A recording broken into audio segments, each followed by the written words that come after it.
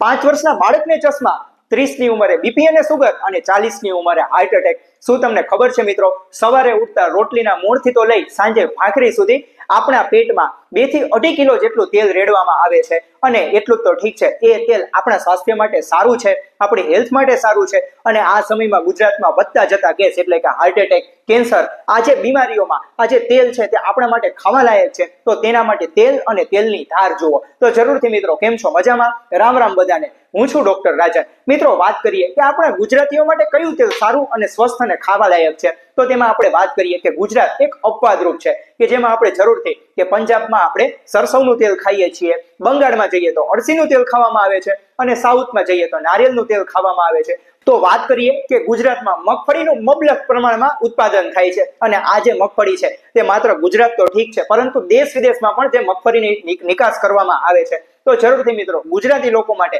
મગફળીનું તેલ તે સૌથી શ્રેષ્ઠ ગણવામાં આવે છે. અને સાથે અગત્યની વાત એ પણ કરીશ કે મગફળીમાં પણ જરૂરથી જે સિંગ તેલ, અને તે પણ જો ધાણીનું સિંગ તેલ ખાવામાં આવે તો જરૂરથી તે આપણા સ્વાસ્થ્ય માટે સર્વશ્રેષ્ઠ છે. અને જે મગફળીમાં નેચરલી રીતે તે આપણે તે પ્રોટીન મળી રહે છે અને જેનાથી આપણે બીજા ઘણા બધા પ્રકારના રોગોથી આપણે તે બચાવે છે. સાથે સાથે અગત્યની વાત એ પણ કરીશ કે જરૂરથી તમે સિંગ તેલ ખાવ, પરંતુ સિંગ તેલ ખાવ તો જરૂરથી નોન રિફાઇન્ડ તેલ ખાવાનો આગ્રહ રાખો. પૂછો કેમ? કારણ કે રિફાઇન્ડ તેલ છે કે જેમાં કેટલા બધા એવા અતિશય પ્રોસેસિંગ કરીને બનાવવામાં આવેલું છે, એટલે કે જેમાં કેમિકલ્સ વાપરવામાં આવે છે, સાથે તે વધારે પડતા ટેમ્પરેચરમાં તે પ્રોસેસિંગ કરી અને જેનો તે ગુણ પરિવર્તન થઈ જાય છે અને તેને કારણે આપણે કેન્સર જેવી બીમારીઓ અવારનવાર આવતી હોય છે.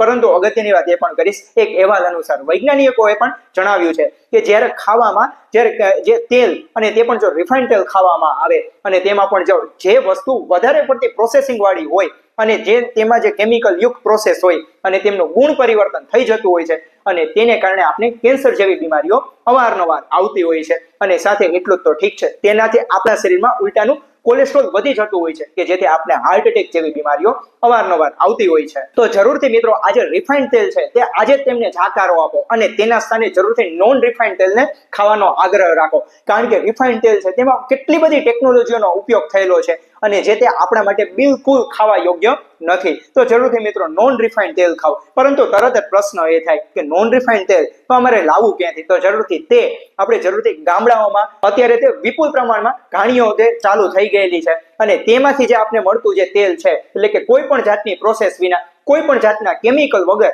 જે મળતું જે નોન રિફાઇન્ડ તેલ, અને તે પણ ઘાણીનું તેલ, તે સર્વશ્રેષ્ઠ આપણા માટે તે માનવામાં આવે છે અને તે આપણા સ્વાસ્થ્ય માટે તે સારું એવું ગણાતું હોય છે. તો જરૂરથી મિત્રો, આજે ઘાણીનું તેલ ખાવ, શુદ્ધ સિંગ તેલ, શુદ્ધ મગફળીનું તેલ ખાવ અને તે પણ નોન રિફાઇન્ડ તેલ ખાવ કે જેથી કરીને આપણે કોલેસ્ટ્રોલ જેવી સમસ્યા, એટલે કે આપણા શરીરમાં LDL અને સાથે જે ખરાબ કોલેસ્ટ્રોલ છે તે વધવા નથી દેતું, અને સાથે આપણા શરીરમાં ગુડ કોલેસ્ટ્રોલ કે જે આપણે હૃદય રોગથી જે બચાવનારું કોલેસ્ટ્રોલ છે તે વધારે છે અને પરિણામે આપણે લાંબા સમય સુધી આપણે સારું અને સ્વાસ્થ્ય આપે છે.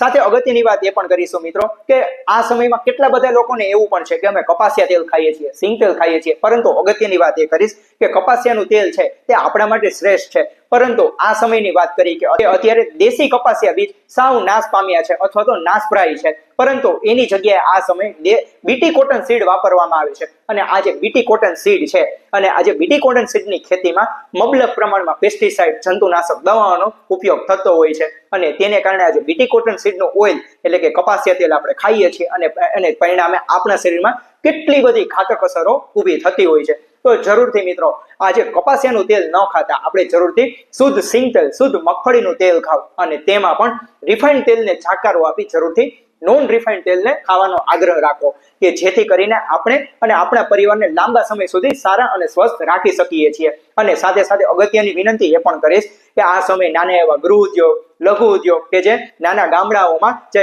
ઘાણીઓ જે ચાલુ થઈ ગઈ છે, તો તેની પાસેથી લેવાનો આગ્રહ રાખો કે જેથી કરીને તે પણ લોકો 2-5 પૈસા કમાય અને સાથે તે પણ લોકો આપને લાંબુ અને સારું સ્વાસ્થ્ય પણ આપે છે. તો જરૂરથી મિત્રો, આ સમય દરમિયાન મગફળીની સિઝન ચાલુ થઈ ગયેલી છે અને તેમાં પણ શુદ્ધ સિંગ તેલ ભરવાનો સમય આવી ગયો છે. તો જરૂરથી ઘાણીનું તેલ અને તે પણ નોન રિફાઇન્ડ તેલ ખાવાનો આગ્રહ રાખો. અને મિત્રો આ માહિતી તમારા દરેક મિત્રો સુધી પહોંચાડો. પૂછો કેમ? કારણ કે આ સમય કેટલા બધા લોકો રિફાઇન્ડ તેલ અથવા તો આજે કપાસિયાનું તેલ ખાવાનો આગ્રહ રાખતા હોય છે અને તેમના સ્વાસ્થ્યને જોખમમાં મૂકતા હોય છે.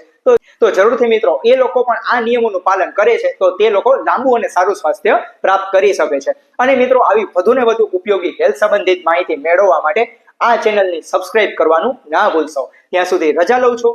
સૌનો આભાર. જય ધન્વંતરી.